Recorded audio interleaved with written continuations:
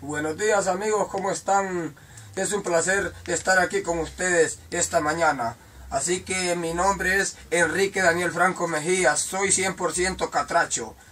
Soy del departamento de Comayagua, municipio de Ciguatepeque. Estoy viviendo en el municipio de Ciguatepeque. Yo lo que a ustedes les voy a hacer es algo que a ustedes los va a hacer reír. Ahorita voy a imitar sonidos de animales. Como el ternero. Como el ternero.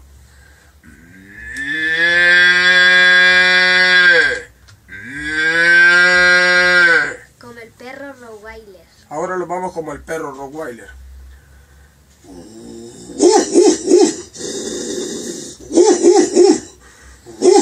Como el perro Doberman. Ahora lo vamos como el Doberman.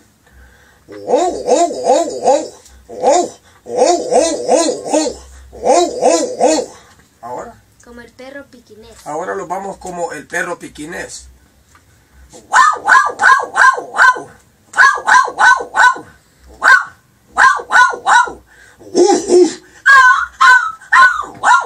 Ahí es a donde lo revolcó el perro Rottweiler. Como la gallina. Ahora lo vamos como la gallina.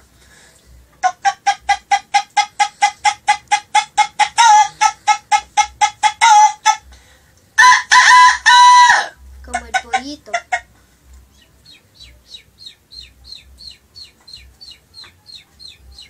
Como el pollito. Como el gallo. Ahora lo vamos como el gallo. Como el gallo. Como el jolote. Ahora lo vamos como el jolote. Ahora como el cerdo tierno. Ahora lo vamos como el cerdo tierno.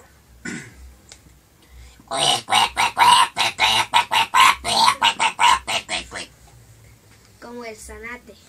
Ahora como el zanate.